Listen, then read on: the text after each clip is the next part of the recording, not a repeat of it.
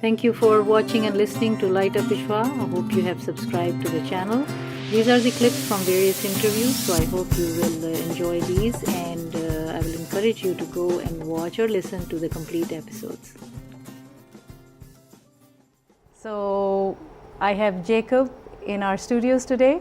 Hi, Jacob. Hello. So my name's Jacob Emmanuel Jones. That's my full Yeah. name. I'm actually named after my father, so I'm a junior. Okay. Jacob Jones Jr. Yes. Okay. Yes. Born and raised in Boston, in the inner cities of Boston. Did most of my schooling from public school to even starting college in Boston.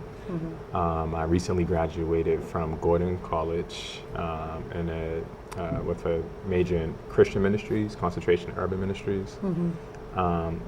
And currently I'm pursuing a master's in divinity at Gordon Conwell. And I'm hoping to really just be in urban areas and working with the church, but working with the community as well. And trying to make like a strong connection with the church and urban communities. Yeah, wonderful, wonderful. Thank you. About how do you define parenting? Well, I guess one way I would define it is from the perspective of a child. Okay. Desiring nurture, protection, and love or comfort. And so, and one way I would define parents as somebody who protects and guards or guides their children while loving them at the same time. Well, my mother, she's been a very strong person, but my mother, she's basically tried to work really hard to support. I have 4 siblings as well, to support us and keep us in an environment where we're fed, where we're schooled. Was she a loving mother? I would say so. Is she tough? She had to be. She had 4 children. She had to be. 5 Don't children. rationalize her. Don't protect her. Well, you should. No, I'm just kidding. So she's a good role model for you? I would say so. Sometimes I'm emotionally unavailable with people, and it's not healthy, I think maybe about 10 years ago I started to try to express myself, and it's still hard to do that, especially for me, watching the media and the idea is men don't cry or men don't express themselves. And when I saw the text, like tears came to my eyes because it really affected me. I thought I was like really hard on him. And I didn't know, he's about 10 years of age. And my sister's a single parent. And so I was almost like the tough uncle, So I was talking to somebody and a colleague at school, and tears started coming down my eyes once I'm reading the text. And I felt embarrassed because it was just random. I just started crying, not crying, but like tears coming down my eyes because I was affected by the text. And I try to balance, okay, this is normal, this is natural, versus I can't show emotions in public. That's very common. We say sorry for everything in America, so I don't know. Okay, why do we say so much this word sorry on everything? Even if you're crying, you're sorry, right? Right. Okay, sorry. Go ahead. Sorry? See? Yeah. It's sort of a combination of both. Okay. And not trying to be political, but I do believe in the idea that it takes a village to raise a child, And so in that sense, it's not just the parents. At the same time, it is the parents' major responsibility, if you will, because it took them to actually make it, if you will, or procreate, if you will. And so I do think primarily both parents, and if the parents aren't around, maybe potentially grandparents or the uncles or the aunts, secondary, the godparents. It's important for them to be around and for that child or children to constantly see them and a level of trust grow between the child and the parent. Because if not, you can see the negative effects of that in a child's life. Well, my mother, she's always, just tried to pitch in and with a helping hand, and I appreciate that. Well, since my parents got divorced at a young age, it made me say, at a young age, how can I maintain a healthy relationship, right? And so, I look at stats a lot. I read a lot of marital counseling, things of that nature. I know that when it comes to divorce, money, finances, and communication are the 2 highest reasons for divorce. And so I think, and I'm nowhere to in a state to give marital counseling, but in terms of the information I looked at, it's important to communicate before, during, before marriage and relationship, like strong communication. I am trying to learn to communicate well. There was this book called, I'm pronouncing it wrong, but it's The 5 Languages of Love. The author's his last name is Chapman, but the idea is that there's 5 ways to express love. There's physical touch, there's words of affirmation, quality time. There's 2 more, but the idea is that when you engage with your partner, that you are able to know their love language. For instance, if your love language was gifts, and I'm always affirming you, you might feel less love, and sometimes that's a point of conflict in marriages. Premarital counseling is important, at least in my faith. That's something that that's important, and I will do and plan to do. And as a Protestant, there's multiple denominations within it. Currently, I'm at a non-denominational church. I'll try to speak general and then throw in some personal things. But so fasting is really abstaining or going without, whether it can be food or something. Food, at least in the New Testament, 2 things that they point out is food and sex for married couples. Are we with God or without God? Right. How do you take that? So it's weird. There's a variety of ways in which God is present. So he's and from a Christian faith, but he's omnipresent. He's everywhere, right? Okay. Any message of hope? I think that the world can seem scary if you look at the news and the media and look at what's going on. But I hope that people can believe that they can make change. I do believe one day we will get it right. Okay. It might not be in my lifetime, might not be now, but I do want to fight for that and fight towards that. What lights you up? My last question. Honestly, just being with people and just socializing with people. Thank you so much. Thank you for having Thank me. you for watching Light Up with Shwa. And I hope you enjoyed our conversation. And stay tuned for more episodes on Light Up with Shwa. Thank you. Stop. Please don't go away yet. There is another clip coming up after this with Margaret Bullitt-Jonas.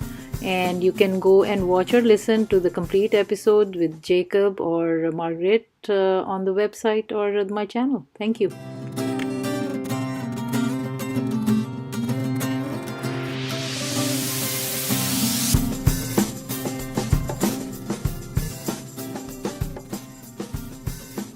Greetings and Assalamu Alaikum. You're watching Light Up with Shwa. I'm your host. I hope you have already subscribed to my channel, lightupwithshwa.com. So I have my very special guest today. Her name is Margaret, and she will introduce herself, and we'll go from there. Hi, Margaret. Hi. How are you? I'm very well. I'm glad to be here. Thank you for being here. Yeah. So please, could you introduce yourself? My name is Margaret Bullitt-Jonas. I am an Episcopal priest and a retreat leader and a climate activist. And my job title is Missioner for Creation Care for the Episcopal Diocese of Western Massachusetts and also for the Massachusetts Conference of the United Church of Christ. Oh, wow. So it's a big title. It's an ecumenical job. Okay. 5 years ago, I was feeling increasingly alarmed about the state of climate change in particular, and in general how we are treating Mother Earth. Okay.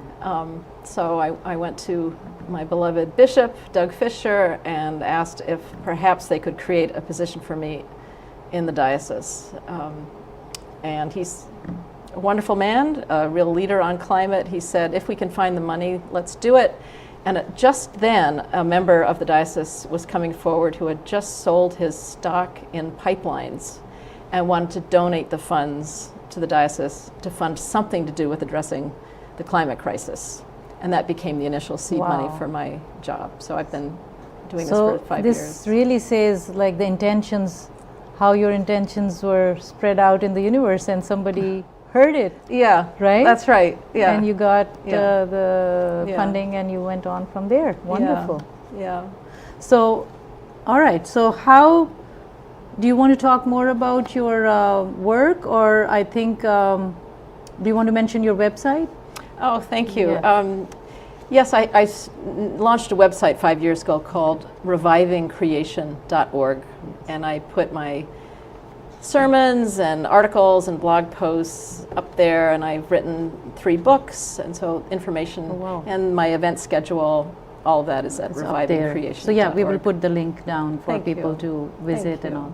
And the last book is called Joy of Heaven to Earth Come Down, which is just a little tiny book of meditations Oh, nice. about our relationship with the natural world, Oh. and how God comes to us through the natural world, and how we in turn can be healers of the natural world. Excellent. Thank you. I see caring for the earth as part of our, I see it as a spiritual and an ethical issue. It's often in the dominant culture, it's seen, we talk about climate change in political terms or in terms of science or economics. Mm-hmm. My perspective is more coming from a place of spirituality and morality, I would say, of believing that as human beings we were sent here to be a blessing on the earth, and we have in many ways gotten lost. God has given us the earth, has given human beings the earth to do whatever they want with. And I think that's a complete misunderstanding of what Yeah. Christianity is about. Because, So- sorry yeah, to cut yeah, you, yeah. like natives, let's forget about everybody and talk about Native Americans. Like, I think they have been the closest and the most intimate and the caretakers of the Mother Yes. Earth, Yes. right? Yes. And actually they were doing fine, and they respect the earth and the creation, I think, more than anyone that I have understood. Yes. Now we all do, of course, but then, taking the history into account and also, Yeah, but without going into too much detail at this moment. No, I agree, but we yeah. have a great deal to learn from our Yeah. Native brothers Natives, and sisters. yes. I went out to Standing Rock in December 2016 when Chief Arval Looking Horse was calling on faith leaders of all kinds to come stand with him and in the fight against that pipeline. Yes. And I had the privilege of, I think it was last October 2017, of being part of a ceremony here in Western Massachusetts, actually at the Agape community. Yeah. A lot of Native Americans came for St. Francis Day, including Chief Arval Looking Horse, and I helped to write and to lead a Christian ceremony of repentance for the Doctrine of Discovery, which is the doctrine back in the 15th century, which gave basically license to Christians to exploit Native American peoples and territories. So we did a whole service of repenting and burning the Doctrine of Discovery and burying it under a tree. So I feel there's work that Christians have to do to repent very publicly, and we also have such wonderful, I believe, gifts to offer, as does every faith tradition, to say, let's dig into the riches of our respective traditions and find what is the wisdom that we can bring forward so that we can save life on earth. That's very important. Thank you. Do you think that Mother Earth or the earth also takes care of itself if we don't or do? It just came up. I don't know if you want to answer that question. One thing I used to frame it when I would go around, I travel around preaching and talking and leading retreats about we need to care for the earth. And I've tended to frame it as it's our job to save the earth. And lately I've been trying to focus much more on the mutuality of it. The more we, well, to begin the other way, the more we receive healing from the earth, allow just the way people feel better when they go outside and walk near trees or see a stretch of a lake or a mountain. The more we receive that healing from Mother Earth, the more then we feel strengthened and empowered to, in turn, serve her. But the whole archetype of mother is very important to me in my prayer life, in my literal motherhood. I guess we have to have another session with you because we haven't even touched on many of the questions yet. And as a human being, I very consciously draw from my sense of a divine mother. It speaks about being the mother of each moment. That if we live with conscious awareness, we are intending to be the mother of each moment, which to me says something about approaching each moment with the attention and the tenderness the firmness of a good mother. Okay. Well, we shall be talking to Margaret again. I would like to end our first session, and please stay tuned for the second part of our interview with Margaret. Thank you. You were watching or listening to Light Up Vishwa. These were the clips from various interviews, so I would encourage you to go and watch or listen to the complete interviews on Light Up Vishwa. Thank you.